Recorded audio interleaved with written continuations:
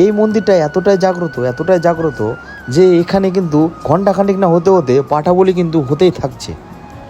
তো হ্যালো বন্ধুরা, তোমরা সবাই কেমন আছো? আশা করি সকলে ভালো আছো। তো আমি আর আমার বন্ধু সকাল সকাল কিন্তু বেরিয়ে পড়ছি স্কুটি নিয়ে একটা জায়গা যাবো বলে। আর আজকের ওয়েদার কিন্তু মনের মতো মেঘলা মেঘলা এবং খুব সুন্দর ঠান্ডা ওয়েদার। আর সকাল সকাল যে হাওয়া, কি বলবো তোমাদের, দারুণ লাগছে। চলে এসেছি নারায়ণপুরে।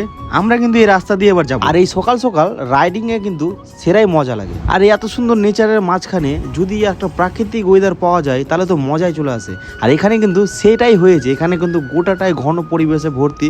আর আমাকে কিন্তু এই ওয়েদার আর ঘন পরিবেশ কিন্তু দারুণ লাগে। তোমরা কেউ গেস করতে পারবে যে আমরা কোথায় যাচ্ছি?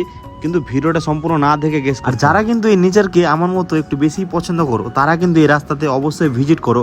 এই রাস্তায় কিন্তু সম্পূর্ণ কিন্তু গাছপালা দিয়ে ভর্তি। তো আমরা কিন্তু চলে এসেছি মহিষবাতানে, খুব জাগ্রত একটা কালী মন্দিরে, যেটা মা রঞ্জ কালী মন্দির নামে পরিচিত। আর আমরা কিন্তু এই দোকান থেকে মায়ের পূজা দেওয়ার জন্য ভোগ কিনে নিলাম। আর এই জাগ্রত কালী মন্দিরে কারা কারা পূজা দিয়েছো অবশ্যই কমেন্ট করে জানাও।